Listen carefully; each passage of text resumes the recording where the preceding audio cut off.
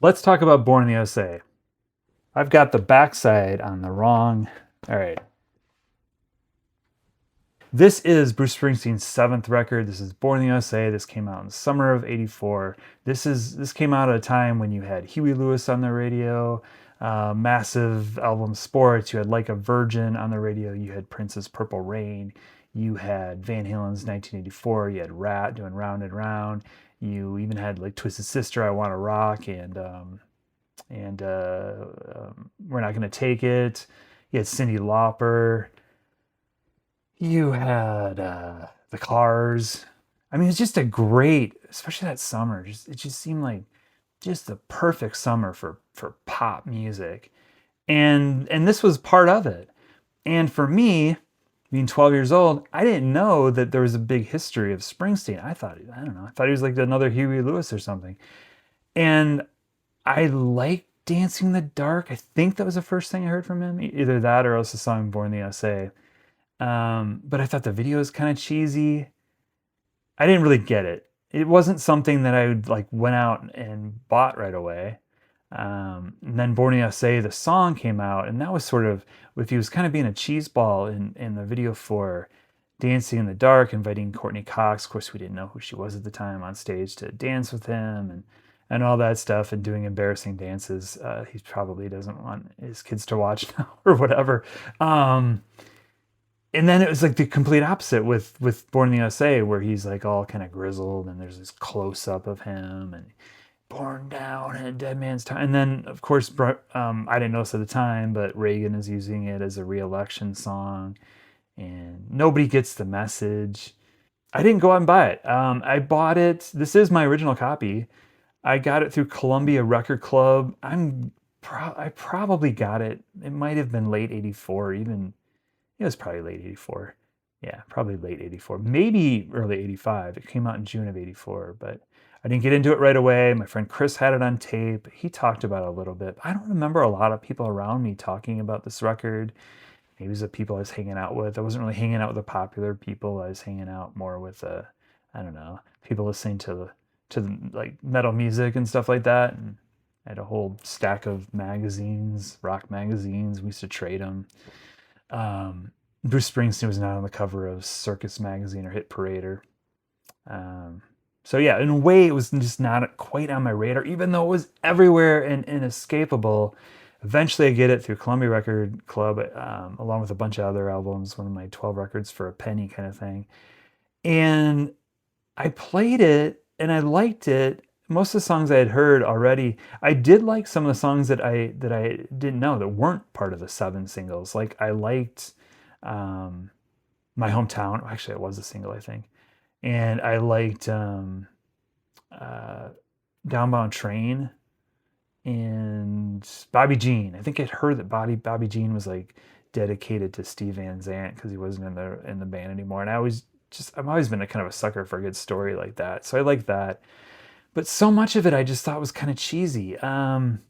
Glory Days, even at 12 or 13 years old, this song about your best days being when you're in high school and playing baseball. And I wasn't into sports at all. I thought it was cheesy. I didn't like that song at all. Of course, I'd find out years later that he's kind of poking fun at those people, which makes me kind of appreciate it a little bit more. I always did love though. I'm on Fire. I thought that was just the perfect little song. Um, and in a way, you can see like my own kind of what I would get into as far as music. A lot of that, what did I gravitate to off of this? I'm on Fire and My Hometown.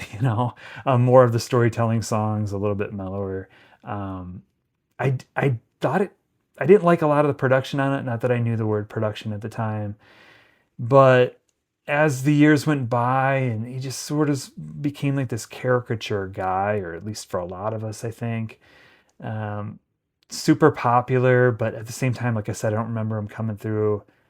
I lived in Kansas City at the time, and I'm sure he played there, and I'm sure it was a big deal. I do remember hearing about people camping out for tickets, but I don't remember if that ever happened. I don't remember it ever being like a local thing or anything that I was aware of. Um, I probably hadn't started going to concerts quite. I think my first concert was in the summer of '85, so that might be part of the reason too. But for a longest time, I was just like, oh God, that album, And yeah, I would get into him with Live 75, 85, with the storytelling and all that. Like it really changed things for me. And I'd kind of work my way into the other records.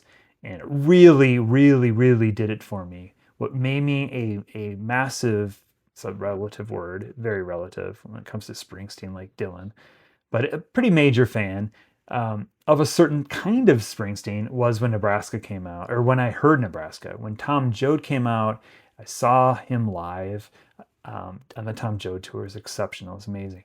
And then I also saw him, or I knew Nebraska around that time too. Discovered it, which was like super eye opening.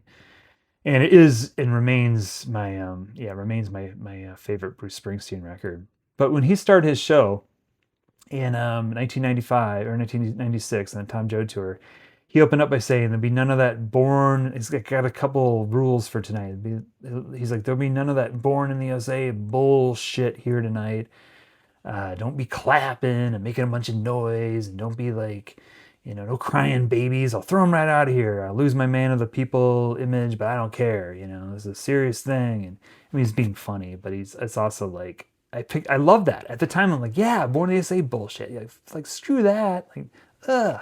It's awful. Like, you're way better than that now. I'm seeing that, So I had a kind of a complicated relationship with this. And I think a lot of people like of my generation, my age, 12, 13 years old around this time, give or take a couple of years, if this was your introduction, I think you either like went whole hog into it, like, holy crap, or you might have been like, I don't know what.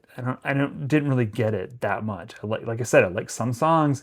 I didn't like the bombastic ones. I didn't like the ones, and this remains kind of an issue with me, that are like joyous songs, but the lyrics are really dark. It's just like, what are we chanting along with? And it's weird.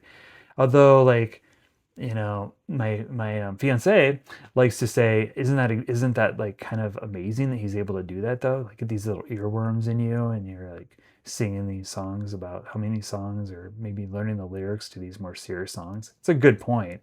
I think the synths kind of drove me nuts on this. The E Street Band can kind of drive me nuts because it's a lot of excess, a lot of stuff going on. I think just to give people their parts or whatever. And I felt like this album was like too much of all that stuff. It was also my introduction, so I didn't. A lot of times your introduction is like your main thing. You're like, that, a lot of times the album that you hear first, you fall in love with, and that becomes like your favorite album. Well, this is the first one I heard, and it's not at all my favorite, but I've come around to it. Before we get into that, let's talk about how this came about. If you're not already aware, there is a album about, or a movie rather, called Deliver Me From Nowhere, about this album, Nebraska. I'm sure some people are sick of hearing about it. There's a box set that should be out by now. It should be out now. It's coming out on Friday, called Nebraska 82. It's Electric Nebraska. Yes, those songs at least exist. I don't think it was ever meant to be a record. I've heard some of it, and it's pretty damn cool, and I can't wait to talk about it. I'm going to talk about it in the next video. I'm going to do it real soon here after it comes out. And there's also other songs that were on the sessions of 4-track in a bedroom recording Nebraska. There's other songs that were originally on that tape, or part of the songs that he recorded then, that are also outtakes now on the 82 box set. So just a wealth of stuff. But how does this fit in? One of those songs that was demoed was Born in the USA, drastically different version, way more stripped down. Message comes across crystal clear. The Electric Nebraska version is also of Born in the USA, and that one is just super stripped down and intense. And again, like, Ronald Reagan would never run with that song and make it his campaign theme song, had he heard that version been popular. So, he's got this album. He wrote these songs. It's a departure. He comes off the River Tour, and he's recording these songs in a bedroom. And he's doing something like he couldn't do before. The technology's there now where he can just have a 4-track and get his ideas down, doesn't need the band, try some new things. And he makes this intensely personal and serious album called Nebraska. which we all love. It's my favorite Springsteen record. And then what I find so interesting is that shortly afterwards, yes, he did try this material, some of this material, with the band, or a stripped down version of the band, which is now out or about to be out as Electric Nebraska. But he also recorded once he tried that around the same time, he recorded like a lot of songs that would end up being part of part of Born in the USA, and definitely like outtakes and all that stuff that had that similar sound. He had half of Born in the USA in the can, recorded, including the title song Born in the USA, as you hear on the record, and he had that, and he still, at the time when he was thinking about whether to put this out or not, and he had to know he was sitting on something like that could be absolutely huge. I think that's part of the dilemma. He's like, I don't think he wanted to go there, and he was suffering. He's had some mental health issues. Real depression was getting to him. All this is going to be in the movie. I've not seen it yet, but I'm curious to see it. I did read the book. All the success is weighing on him. It starts to feel kind of hollow, and he's wanting a little bit more. He creates this record. He has half of Born in the USA that he must know could break through into his top 10 or number one. I don't think he thought 7 singles would be pulled from it, but he had half of it in his pocket before he puts this out, decides to put this out, and then still is not quite ready to go full on with Born in the USA, even though it was taking shape as a project because he had about half of it done. At some point in early '83, after doing a major road trip and really his depression getting the best of him, he puts out another record. He puts out this, which I didn't know existed until he didn't put this out. He recorded these songs, these demos from LA garage sessions. This house he bought in LA, converted the garage into a studio. Matt Batlin, who helped him with set up the bedroom for the Nebraska recording, helped set up this studio, which had a lot more of like a studio, more professional, and recorded a ton of songs, kind of continuing on with the Nebraska sound. And that is what this album of demos is. And if you don't have it or you haven't heard it, I mean, look at all those songs. A lot of us didn't know those existed until recently. And those are all like further attempts to do something that is not Born in the USA. But at some point he lets it go. I think he starts seeing a therapist. He starts to feel better. He starts to kind of think, maybe he is ready to record the rest of that record. Of course, it would take forever. Not so much in as far as when it gets released, because it was released, that was January of '83. It gets released in June of '84.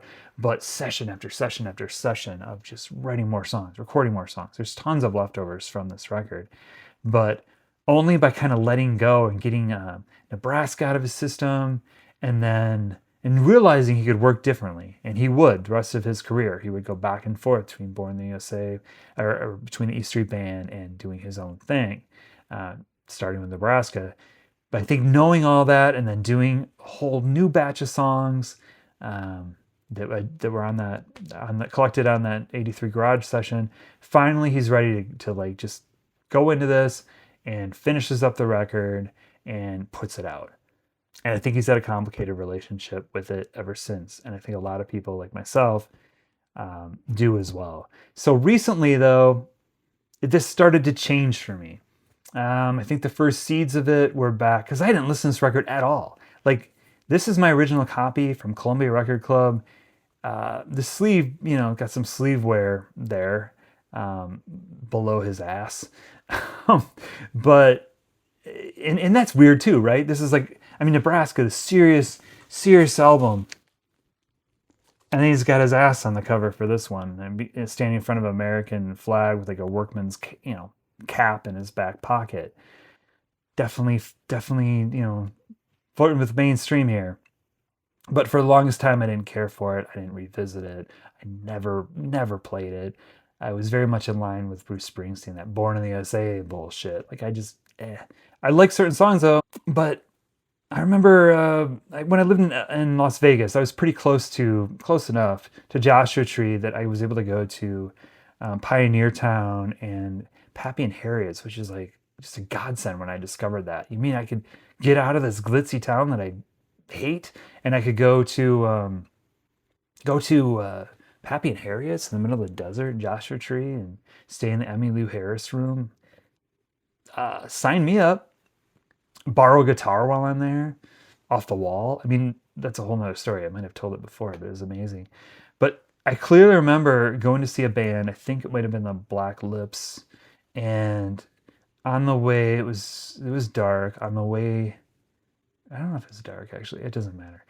I want to say I saw the stars in the sky and all that, but I just remember being in a really good mood driving around before the show, or maybe it was after, and I decided to play Dancing in the Dark. One of those like, hey Siri, play Dancing in the Dark.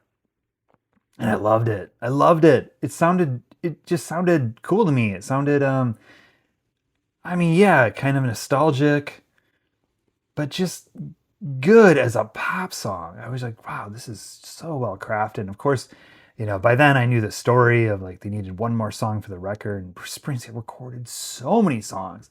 I mean, I'd be pissed, but went home and wrote Dancing in the Dark and came in the next day. Like, holy crap, because they needed a single, I guess. Wow.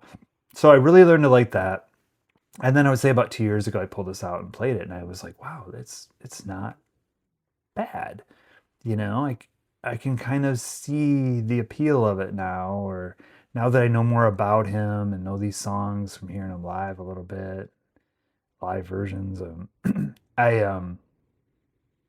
I started to like it a little bit more. And then this summer, much like I just did this fall video, songs for autumn, or albums for autumn. I did the same kind of thing. I don't think I did a video. I might have, but songs or albums for summer. And my fiance and I pulled out a bunch of records that we were going to play, just kind of have out for summer, because even when you have a pretty sizable music collection, as most of you know, you still are like, half the time you're like, I don't know what to play, what would sound good. And this was one of those albums that I'd play a lot this summer, and I really enjoyed it. I really enjoyed just letting it play, and it was like letting go, maybe letting go of whatever image I had back then, whatever kind of idea of this being like cheesy music, or the keyboards driving me nuts and all that, and really starting to appreciate the writing on it, and it for what it is, as okay, he tried this other thing, he gave it its like best, he delivered an absolute masterpiece in Nebraska, and it's like kind of cool. He went and like, I'm gonna make a big pop record, and he did it. I mean, that's pretty amazing. But yeah, Born in the USA, just the drumming, the fact that it was recorded live, and then even hearing, having known the acoustic version on tracks, and then hearing the advanced track off Electric Nebraska, that version of Born in the USA, it almost like makes me appreciate what it became even more, even though it got jingoistic with the Reagan, and nobody knew the meaning of the songs, and nobody pays attention to the lyrics. You just let that go. You're like, wow, this is what it took to make it a single, make it a like big song. I think most people probably, Born to Run and Born in the USA, Dancing in the Dark. I mean, those are probably, I would guess, like the three songs if you were to poll random people, might mention by Bruce Springsteen, because they were just absolutely massive. Cover Me, it never really bothered me, but I don't know, I don't think it's all that great either. Darlington County, me and Wayne on the 4th of July, to be honest, I still don't know what they're doing on the 4th of July. I never really liked that song. But it sounded fine playing it this summer over and over, and maybe at one point I pulled it out and looked. I just can't remember if I know what that song's about. Working on the Highway, I hate it at first, because it is one of those like, working on the highway, working on the highway. It's like this celebrating, like, yeah, we're working on the highways, we're having so much fun. Even though the character at the end seems like he's on like a chain gang on the highway. It's like, yeah, working on the highway, working on the... I just kind of don't like that, but I liked it this summer. It plays well, it sounds great. Downbound Train, I always kind of like that song, but wow, have I learned to love their version on here. And I have heard parts of Electric Nebraska, and the right decision was definitely made to put it on here the way it is. Hell of a song. Did a really, really good job on it. Love, I'm on Fire. Love that song. Really love that song. No Surrender, I love because yeah, I've seen him play it live, and it's just like this anthem in the best kind of way. Who can't relate to that, you know? Bobby Jean. I always like that song because I know it's a tribute, or I heard it was a tribute to Steve Van Zandt leaving the band, at least for a little while around this time. I'm Going Down. I kind of dig that song. That works for me just fine. Glory Days. Um, Dancing in the Dark, I recognize now for being a brilliant pop song, especially writing that under pressure. And when he wrote so many songs to needs a single, and he wrote that, and that was the one that, like, boom, helped this album of 7 singles take off. And then My Hometown, great storytelling. I always love that about Bruce. But yeah, so I've changed my tune on this thing, and I think a lot of people might, just due to Deliver Me From Nowhere, the movie coming out. Like I said, I read the book. I've not seen the movie yet. I'm excited to see it. Electing Nebraska, the collection of these other songs that was put out about 4 or 5 months ago. Man, what a time to be a Springsteen fan. 8 unreleased records. I don't consider Nebraska really an unreleased record, but some of the unreleased records on Lost Tracks were not technically unreleased either. Quibbling, whatever. We're getting a wealth of material, and a lot of these deep dives I've done into Springsteen, including reading that book, Deliver Me From Nowhere, has really made me appreciate this record more. And I think it might happen. I think people might walk out of Deliver Me From Nowhere, maybe looking at the movie and hearing this box set, and maybe start to look at this one a little bit differently as well. But Born in the USA, Bruce Springsteen, no longer completely hated by me. Let me know your thoughts. Would love to hear them. Thanks.